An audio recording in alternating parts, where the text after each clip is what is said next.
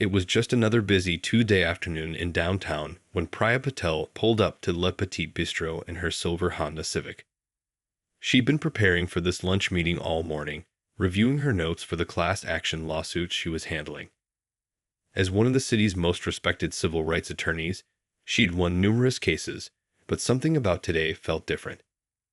The restaurant's elegant facade sparkled in the autumn sunlight. Through the large windows, Priya could see couples and business people enjoying their meals, the soft glow of pendant lights creating a warm atmosphere. She straightened her navy blazer and grabbed her leather briefcase, taking one last look at herself in the car's mirror. Her mother's voice echoed in her head, reminding her that she always needed to look twice as professional as everyone else to be taken half as seriously. The hostess stand was empty when Priya walked in, though she could hear the gentle clinking of glasses and the hum of conversation from the dining room. The scent of fresh-baked bread and herbs filled the air, making her realize she hadn't eaten since her morning coffee. She checked her watch, 12:30 p.m., right on time for her reservation. After a few moments, a young host appeared, his eyes darting nervously between Priya and the tablet in front of him. She noticed how his welcoming smile faltered slightly when he looked up at her. It was a subtle change in expression she'd grown familiar with over her 15 years of practicing law, like a cloud passing briefly over the sun. "Good afternoon," Priya said warmly, maintaining her professional composure. "I have a reservation for 2 under Paddle. My client will be joining me shortly." She watched as the host scrolled through the tablet, his finger moving up and down the screen repeatedly. Behind him, Priya could see at least 6 empty tables, their white tablecloths crisp and untouched, wine glasses sparkling in the sunlight streaming through the windows. A server was just finishing setting up one of them, carefully arranging the silverware. The host cleared his throat. "I'm so sorry, but I'm not seeing your reservation in our system." He tapped the tablet screen a few more times, though Priya noticed he wasn't actually looking at the bookings anymore. "We're fully booked for lunch service today." Just then, the door chimed behind her. A couple walked in, both wearing casual business attire. Without checking the tablet or asking for a reservation, the host's face brightened. "Table for 2. Right this way, please." He grabbed 2 menus and led them to one of the empty tables Priya had noticed earlier. She felt that familiar knot forming in her stomach, the one that showed up whenever these situations arose. As a lawyer, she knew exactly what was happening. But right now, she wasn't just a lawyer. She was also a customer being denied service while watching others walk right in. Priya pulled out her phone and opened her email, locating the reservation confirmation she'd received 3 days ago. The host's behavior was getting more fidgety by the minute as she calmly pulled up the email. She could have gotten angry, could have raised her voice or demanded to speak to a manager right away. Instead, she did what she'd learned through years of handling discrimination cases. She stayed calm and documented everything. Little did the host know that this ordinary Tuesday afternoon was about to become anything but ordinary. As Priya stood there, another group was being seated without reservations, and her phone was quietly recording every moment. Sometimes the biggest changes start with the smallest moments of injustice, and this seemingly routine lunch reservation was about to spark a movement that would shake the entire city's restaurant industry to its core. As Priya stood at the host stand, her reservation confirmation email clearly displayed on her phone screen, she noticed a pattern unfolding before her eyes. Every few minutes, new customers would walk in, no reservations, no wait, and they'd be whisked away to those supposedly unavailable tables. The host was now actively avoiding eye contact with her, suddenly very busy rearranging menus that were already perfectly straight. "Excuse me," Priya said, keeping her voice steady and professional. "I have my reservation confirmation right here. It was made for 12:30. She turned her phone screen toward him, showing the email with the restaurant's logo clearly visible at the top. The host glanced at it briefly, then looked away, his discomfort obvious in the way he shifted his weight from foot to foot. "I'm really sorry, but there must have been a glitch in our system," he stammered, still not meeting her eyes. "We're experiencing an unusually busy day, and I can put you on our waiting list. The wait time would be—" He paused, looking at his tablet again. "Approximately 2 hours." Just then, an elderly couple walked through the door. Without missing a beat, the host brightened up. "Welcome to Le Petit Bistro. Table for 2. Before they could even answer, he was already reaching for the menus. Priya watched as they were led to yet another of those mysteriously unavailable tables. The knot in Priya's stomach tightened, but years of courtroom experience had taught her to channel her emotions into careful observation. She noticed how the host's body language changed with each new customer, relaxed and welcoming for some, tense and dismissive for others. Her phone was still recording, capturing every interaction. A young server passing by with water glasses gave Priya a sympathetic look. She'd seen everything and seemed uncomfortable with the situation, but quickly hurried away when the host shot her a warning glance. The restaurant's other staff appeared to be purposefully avoiding the front entrance area altogether. "I'd like to speak with your manager," Priya said firmly. It wasn't a request this time. The host's face flushed slightly as he fumbled with his tablet. "I'm afraid the manager is in a meeting right now. Perhaps you'd like to try one of our sister restaurants. I can recommend several in the area." Another party walked in, a group of 4 this time. Once again, they were immediately greeted with warmth and shown to a table. The host didn't even glance at his precious tablet. Priya felt her lawyer instincts kicking in stronger now. This wasn't just poor service. This was a textbook case of discrimination happening right in front of her eyes. She pulled out her business card and placed it on the host stand. "I understand your manager is busy, but I'm happy to wait.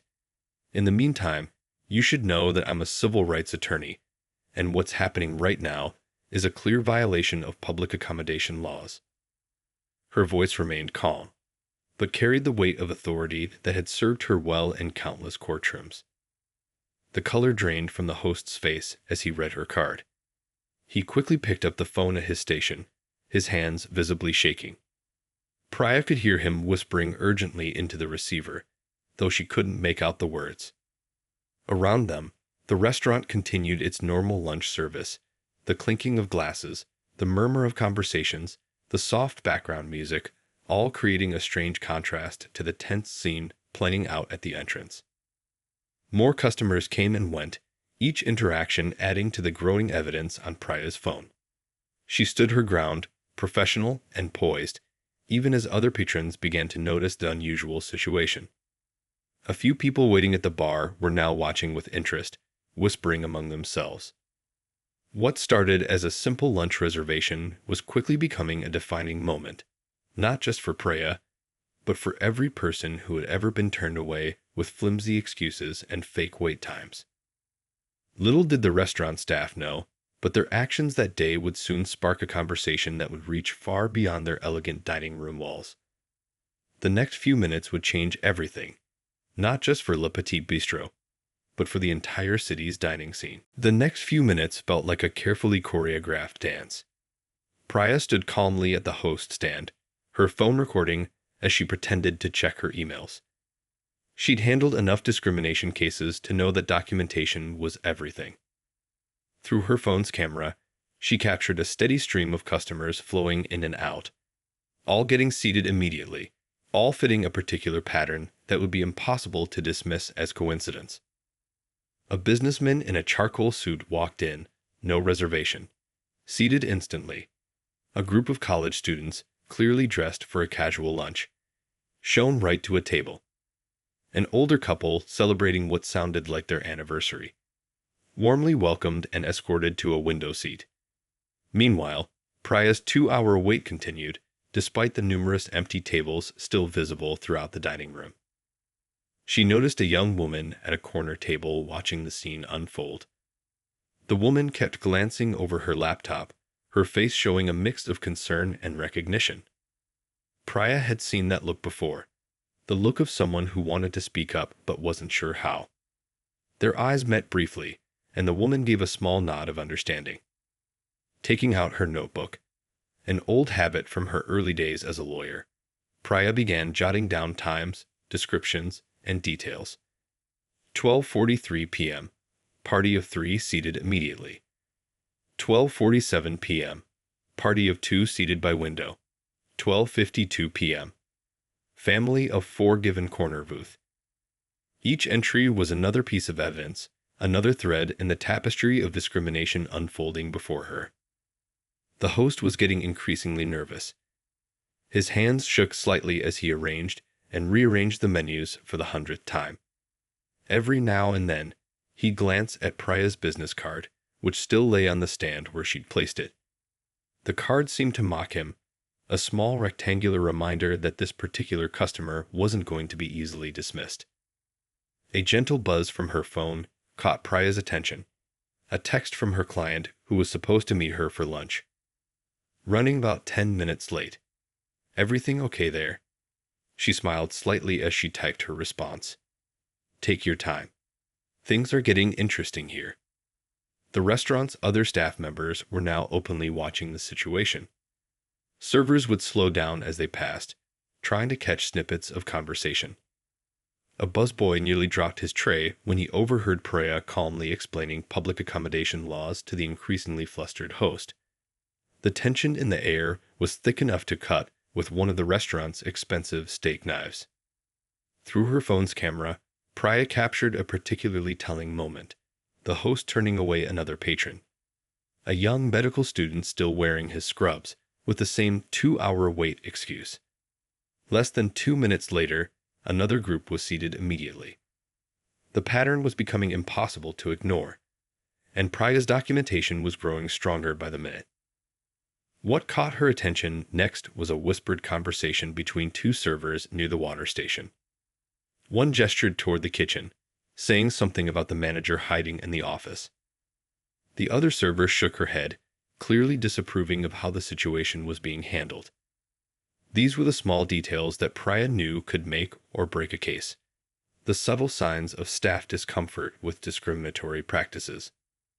The woman with the laptop was now packing up her things, but instead of leaving, she moved to the bar area, still within view of the unfolding scene. She pulled out her own phone and began typing rapidly. Priya recognized another ally in the making, someone else who refused to look away from injustice. Time ticked by, marked by the steady stream of customers being seated while Priya waited. Each passing minute added to her documentation, strengthening what was becoming an airtight case of discrimination. But this wasn't just about building a legal case anymore. This was about standing up for every person who'd ever been told to wait while others walked right in. Every person who'd ever swallowed their dignity and walked away. Every person who'd been made to feel unwelcome in a public space. The next few moments would prove crucial, not just for Priya's impromptu investigation, but for the broader conversation about discrimination in public spaces. Little did anyone know, but the evidence she was gathering would soon become the catalyst for change throughout the city's entire restaurant industry. Finally, after what seemed like an eternity of watching others get seated, a man in a pressed black suit emerged from the back office. He walked with the kind of authority that screamed management, his shoes clicking against the hardwood floor as he approached the host's stand. The young host's relief was visible, like someone had just thrown him a life preserver in rough waters. I understand there's some confusion about a reservation, the manager said, his voice carrying that practiced customer service tone that was somehow both polite and dismissive at the same time. His name tag read Director of Operations, but he didn't bother introducing himself to Priya. There's no confusion, Priya replied calmly, her phone still recording. I have a confirmed reservation for 12:30. I've been standing here for 30 minutes watching other customers without reservations being seated immediately. I'd be happy to show you the footage. The manager's practiced smile flickered for just a moment. Ma'am, I'm sure you understand that we have a very specific seating system. We need to maintain a certain atmosphere for our regular clientele. His emphasis on the word regular hung in the air like a heavy curtain. Just then, something unexpected happened. The young woman who had been watching from her laptop earlier stood up from her spot at the bar. She walked over, phone in hand. "I've been here for the past hour," she said, her voice steady but firm. "I've seen everything. I've recorded it too, and I've already shared it with my social media followers. I run a food blog with over 50,000 subscribers." The manager's face went through a series of rapid changes: surprise, concern, and something close to panic. He quickly tried to regain control of the situation. "There seems to be a misunderstanding. Perhaps we could discuss this in my office." "I prefer to stay right here," Priya responded, her lawyer's instincts kicking in. "In fact, my client should be arriving any moment, and I'm sure they'd be interested in witnessing how their attorney is being treated at your establishment." As if on cue, the restaurant's front door opened. A well-dressed person walked in, someone the manager clearly recognized, judging by how quickly the color drained from his face. It was Dr. Raj Kumar, not just Priya's client, but also the city's most influential restaurant critic. The restaurant suddenly felt very quiet, like everyone was holding their breath. Even the distant clinking of dishes from the kitchen seemed muted. The manager's confident demeanor crumbled completely as Dr. Kumar surveyed the scene with experienced eyes. "Is there a problem here?" Dr. Kumar asked, though his tone suggested he already knew exactly what was happening. He'd been standing outside long enough to observe the pattern of seating through the restaurant's large windows. The manager started stumbling over his words. "Dr. Kumar, what an unexpected pleasure. There's been a slight mix-up with our reservation system." His voice trailed off as he noticed several customers pulling out their phones, recording the unfolding scene. "A mix-up." Dr. Kumar raised an eyebrow. "Like the mix-up last month when my cousin wasn't allowed to host his wedding anniversary here? Or the mix-up my colleague mentioned last week when she was told the restaurant was fully booked while others walked right in?" More staff members had gathered nearby, watching the scene unfold. The young host looked like he wanted to disappear into thin air. A senior server in the back was nodding slightly, as if finally seeing long overdue justice in action. The manager's next words would prove to be a crucial mistake. "I assure you, we don't discriminate here. We simply have standards to maintain." He stopped mid-sentence, suddenly aware of how many phones were recording his every word. The air in the restaurant felt electric now. Every person present knew they were witnessing something significant. A moment when years of quiet discrimination was finally being dragged into the light.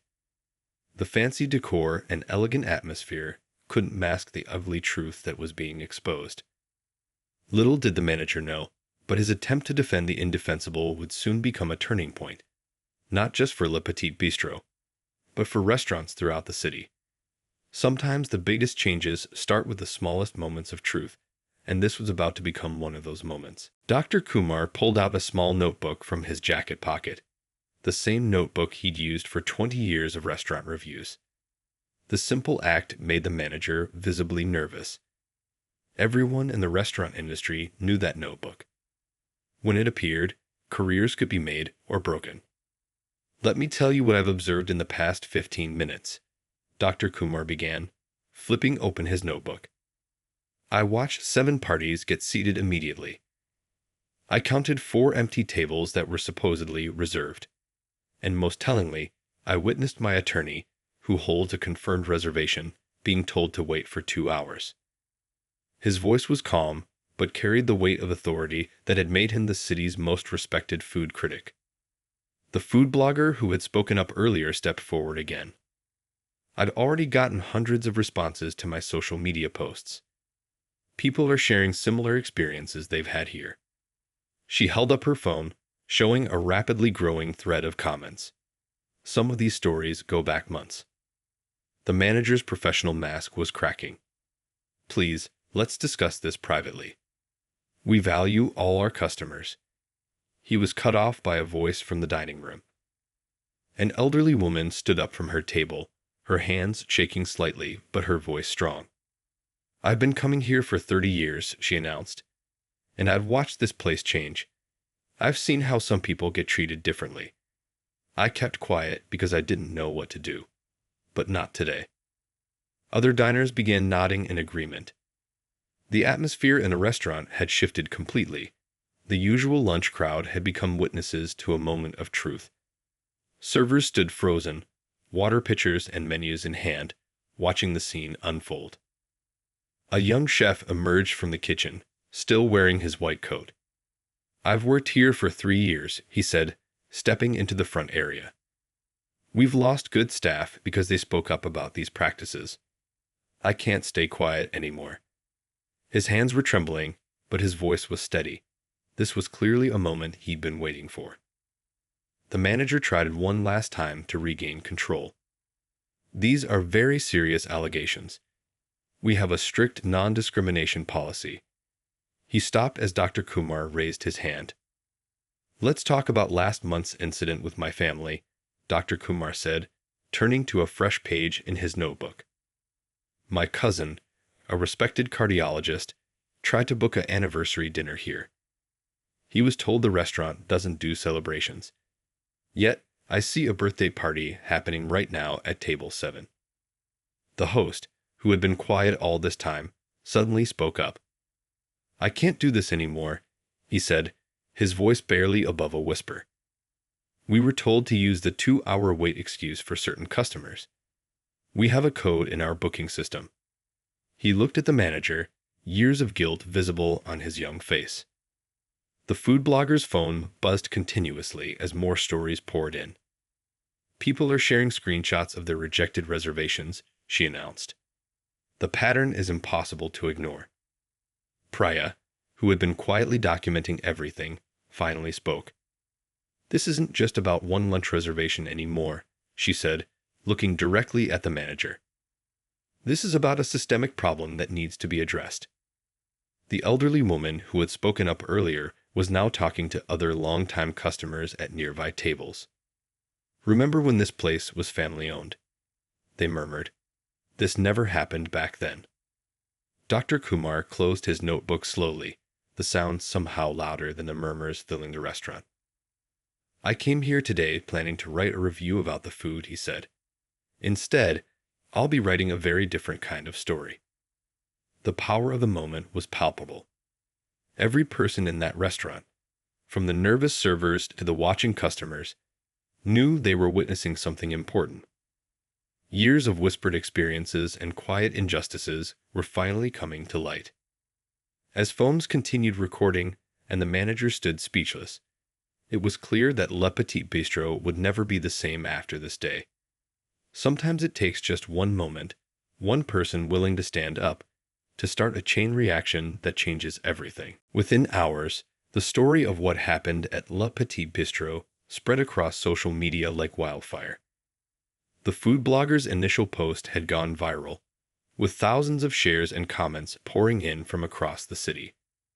People weren't just sharing the post. They were sharing their own stories, their own experiences, their own moments of being turned away with flimsy excuses. The videos taken by different customers showed the whole scene from various angles. There was no denying what had happened.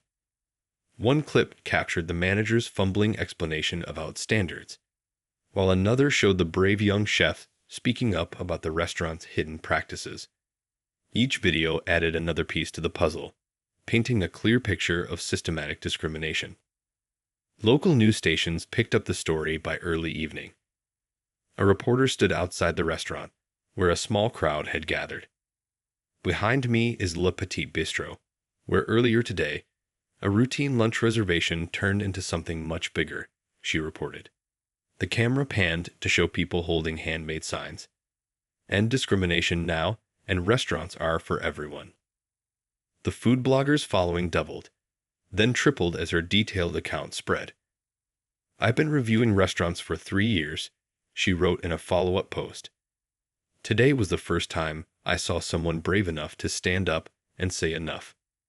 And then something amazing happened. Everyone else stood up too. Inside the restaurant, things were chaotic. The lunch service had come to a complete halt. Regular customers were calling to cancel their dinner reservations. The phone kept ringing with journalists seeking comments. Staff members huddled in corners, whispering about what would happen next. Some shared their own stories of witnessing discrimination, but feeling powerless to stop it. Dr. Kumar's initial social media post was short but powerful. Today, I witnessed not just discrimination, but also courage. As a food critic, I've always believed that restaurants should nourish not just our bodies, but our community. What I saw today left a bitter taste that no fine sauce could cover. The young host, still shaken from speaking up, sat in the break room scrolling through the responses. "I can't believe how many people are sharing similar stories," he told a coworker. "All this time, I thought it was just our restaurant, but it's everywhere." By late afternoon, the restaurant group that owned Le Petit Bistro called an emergency meeting. Their PR team was scrambling to handle the crisis as more videos surfaced. Someone found old reviews from years ago mentioning similar incidents. Another person discovered dozens of one-star reviews all describing the same pattern of discrimination. The elderly woman who had spoken up during lunch came back with her granddaughter, who worked as a civil rights advocate. They stood outside, talking to others who had gathered to share their experiences. "I've been coming here since before you were born," she told a young couple. "Today was the first time I found my voice." Local community leaders began calling for a broader investigation into discrimination in the city's restaurant industry. Other restaurants nervously started reviewing their own practices. Some restaurant owners reached out to Priya, asking for guidance on anti-discrimination training. The food blogger's website crashed from too much traffic as people flocked to read her detailed account. "What struck me most," she wrote after her site was back up, "wasn't just the discrimination. It was how one person's courage inspired others to speak up. It was like watching dominoes fall, each person's story encouraging another to share theirs." Social media exploded with hashtags. Hashtag "We Deserve Better" and hashtag "Equal Seating" started trending locally. People shared photos of empty tables they'd been told were reserved. Others posted screenshots of rejected reservations alongside approved ones made minutes apart. As evening approached, the restaurant remained closed, its windows reflecting the glow of news cameras outside. The story had grown beyond one incident, beyond one restaurant. It had become a moment of awakening for an entire city. In her office, Priya looked at her phone, still buzzing with messages and calls. What had started as a simple lunch meeting had turned into something much bigger. Sometimes the smallest moments of injustice, when exposed to light, can spark the biggest changes. And this spark was just beginning to grow into a flame. The next morning, the restaurant group's CEO held a press conference outside Le Petit Bistro. Dressed in a somber suit and looking visibly uncomfortable, he faced a sea of cameras and reporters. Behind him, the restaurant's usually bustling breakfast service was suspended, the elegant curtains drawn closed. "We have failed our community," he began, his prepared statement trembling slightly in his hands. "What happened yesterday exposed practices that have no place in our establishments or anywhere else. Effective immediately, we're launching a full investigation." His voice cracked slightly as he spoke, perhaps realizing the magnitude of the situation. But Priya, watching the press conference from her office, knew that simple apologies weren't enough. Her phone had been ringing nonstop since dawn. Former restaurant employees were calling with stories of being told to enforce unwritten discriminatory policies. Regular customers shared instances of witnessing similar incidents, but feeling helpless to intervene. The food blogger who had recorded everything posted a thoughtful morning update. 24 hours ago, I was just another person with a food blog. Today, my inbox is filled with hundreds of stories from people who faced similar discrimination. This isn't about one restaurant anymore. This is about changing an entire culture. By mid-morning, the restaurant group's HR director and legal team arrived at Priya's office. They expected a lawsuit. Instead, they found something different, a comprehensive proposal for change. Priya had stayed up most of the night working on it, drawing from her years of civil rights experience. You can defend against a lawsuit, she told them, spreading out her documents on the conference room table. Or you can become a leader in making real change. Her proposal included mandatory bias training, anonymous reporting systems, and a complete overhaul of hiring practices. The young chef who had spoken up yesterday was now being interviewed by local news. I couldn't sleep last night thinking about all the times I stayed quiet, he admitted on camera. But today, we have a chance to make things right. His hands still shook slightly, but his voice was strong and clear. Around noon, something unexpected happened. Other restaurant owners started calling the restaurant group. Not to criticize, but to ask how they could help. They'd seen their own reflections in this story and wanted to be part of the solution. A local restaurant association called an emergency meeting to discuss industry-wide changes. The elderly woman who had spoken up returned to the restaurant, this time with a purpose. She'd been a regular customer for decades and now wanted to be part of the oversight committee Priya had proposed. "I've seen this neighborhood change over 50 years, she told reporters. It's time we changed too. The restaurant group's executives huddled in their corporate office, reviewing Priya's proposal. They'd expected demands for compensation or threats of legal action. Instead, they found a roadmap for transformation. The CEO, still shaken from the morning's press conference, read through it twice. "This isn't just about avoiding bad publicity," Priya explained during a conference call. "It's about building a better future for everyone who walks through your doors." Her voice was firm, but encouraging. She wasn't looking to destroy the restaurant. She wanted to help them rebuild it better. By late afternoon, the restaurant group made their decision. In a second press conference, the CEO announced they would implement all of Priya's recommendations. But they would go even further. They would establish a community advisory board to oversee the changes, create a scholarship program for minority students in culinary arts, and make their training materials available to other restaurants. The young host who had exposed the coding system watched the announcement on his phone during his break at his new job. He'd resigned that morning, but felt a glimmer of hope seeing the changes his courage had helped create. As evening approached, Priya stood outside Le Petit Bistro, looking at its quiet facade. Tomorrow, the real work would begin. Training programs would need to be developed, policies rewritten, minds and hearts open to change. It wouldn't be easy, but the first step, acknowledging the problem, had been taken. Sometimes the biggest changes come not from destroying what's broken, but from having the courage to rebuild it better. The story of Le Petit Bistro was about to enter a new chapter, and this time, everyone would have a seat at the table. The transformation of Le Petit Bistro began early on a Monday morning, 1 week after the incident. The restaurant was closed for renovations, but inside, something more important than physical changes was taking place. The entire staff, from dishwashers to managers, gathered in the main dining room for their first day of training. Priya stood at the front of the room, looking at the nervous faces before her. Some were new hires, brought in to replace those who had resigned. Others were familiar faces, including the young chef who had spoken up that day. The elderly woman who had become a voice for change sat in the corner, now a proud member of the oversight committee. "Today isn't about pointing fingers," Priya began, her voice warm and encouraging. "It's about understanding each other better."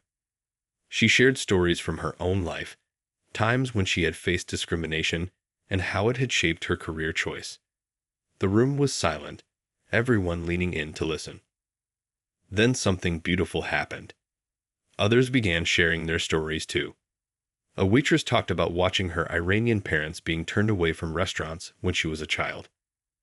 A bartender admitted to staying quiet when he saw discrimination happening, afraid of losing his job.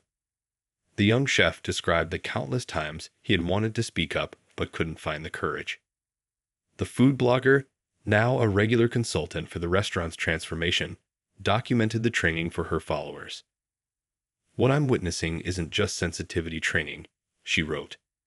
"It's people learning to see through each other's eyes. It's healing." During the lunch break, small groups formed naturally. People who had worked together for years were finally having real conversations. The new manager, hired specifically for her experience in inclusive workplace practices, sat with different groups, listening and learning. Dr. Kumar dropped by in the afternoon to check on the progress. He found the staff practicing real-life scenarios, role-playing different situations they might encounter. "How would you handle this?" Priya would ask, and together they would work through solutions that were both practical and fair. The restaurant's physical space was changing too. The host stand, once a symbol of discrimination, was being redesigned to be more welcoming. The reservation system was completely transparent now, with a clear waitlist display visible to all customers. But the real changes were happening in people's hearts and minds. A local community college heard about the training and reached out. Could they send their hospitality students to learn? Soon, the training room included young faces eager to start their careers on the right foot. The elderly woman beamed with pride as she shared her perspectives with the next generation. The former host, who had exposed the discriminatory coding system, was invited back to speak. His hands still shook as he described the guilt he had carried, but his voice grew stronger as he talked about the importance of speaking up. The new staff listened intently, understanding that they were part of something bigger than just a restaurant. By late afternoon, the training shifted to practical matters: how to handle large parties fairly, how to manage wait times transparently, how to make every guest feel genuinely welcome. The staff practiced greeting customers, their smiles now reaching their eyes. The chef announced a new menu concept, one that celebrated diversity through food. Each dish would tell a story, honor a tradition, share a culture. The staff tasted samples, learning not just about flavors, but about the people and histories behind each recipe. As evening approached, Priya watched the staff working together to rearrange the dining room for the next day's session. There was laughter now, and easy conversation. People who had been afraid to speak to each other were making plans to have coffee together after work. Outside, the restaurant's windows were covered with paper, but a sign promised something new coming soon. Passers-by would stop to read the restaurant's new mission statement, prominently displayed on the door. "At our table, everyone is welcome." This wasn't just sensitivity training or policy changes. This was a community learning to be better together. The story of Le Petit Bistro was becoming a story of hope, showing that even the deepest wounds could heal when people chose to learn, to grow, and to change. 1 year later, Le Petit Bistro was buzzing with energy on a busy Saturday evening. The restaurant had been transformed, not just in its policies, but in its very soul. The host stand, once a barrier, now welcomed guests with genuine warmth. The transparent reservation system displayed wait times clearly on a digital screen, visible to everyone. Inside, the dining room told its own story of change. The walls featured photographs from the community, showcasing the diverse faces that made up their regular customers. Each table card shared a brief story about inclusion and acceptance, reminding diners that they were part of something special. The food blogger who had helped document the transformation sat at her usual corner table, working on an anniversary piece. 1 year ago, she wrote, "I witnessed discrimination in action. Today, I'm watching what happens when a business truly commits to change." Her followers had grown to over 200,000, many drawn by her continued coverage of the restaurant's journey. At the bar, the elderly woman who had spoken up that fateful day chatted with a young family. She was now a beloved regular, known affectionately as Grandma Rita by the staff. She came in twice a week, not just for the food, but to see how her revolution, as she jokingly called it, was growing. The kitchen was a model of diversity. The young chef who had found his voice that day was now the head chef, leading a team that represented 5 different continents. His new menu celebrated cultures from around the world, each dish carrying a story of heritage and tradition. Dr. Kumar arrived for his annual review, this time with his entire family. The same host who had once been told to turn people away now greeted them with genuine joy, sharing the evening specials with enthusiasm. The restaurant had earned back its reputation, not just for its food, but for its heart. The training program that had started in this single restaurant had spread across the city. Other establishments sent their staff to learn, and Le Petit Bistro had become a model for inclusive dining. The Oversight Committee, still active and vigilant, now advised other restaurants on making similar changes. Priya watched it all from a quiet corner table. She wasn't here as a lawyer tonight, but as a regular guest celebrating her birthday. The staff didn't treat her like the person who had changed their workplace. She was simply another valued customer, exactly as it should be. Near the kitchen, a framed newspaper article told the story of that day 1 year ago. Next to it hung a simple pledge, signed by every staff member. At our table, everyone has a place. It wasn't just words on a wall, it was a promise kept every day. The restaurant's success had proven that doing the right thing was also good business. Reservations were booked weeks in advance, not because they turned people away, but because everyone wanted to be part of this welcoming space. The diverse clientele reflected the true face of the city. In the corner, a young couple celebrated their engagement. The woman shared how she had been turned away from restaurants before because of her hijab. "But not here," she said, squeezing her fiancé's hand.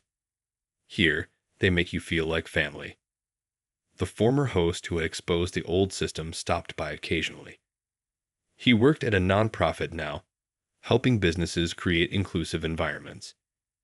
Each visit reminded him that speaking up, though scary, could lead to real change. As the evening wound down, the staff gathered for their nightly meeting. They shared stories from the day, discussed ways to improve, and celebrated small victories. The meeting ended as it always did, with their simple but powerful motto: "Everyone's welcome. Everyone belongs." Outside, the restaurant's warm lights spilled onto the sidewalk, inviting passersby to peek in. Through the windows, they could see what real change looked like. People of all backgrounds sharing meals, stories, and laughter together. The story of Le Petit Bistro had become more than just a tale of discrimination exposed. It was proof that change was possible, that one moment of courage could spark a movement, and that sometimes the best recipes weren't just about food. They were about bringing people together.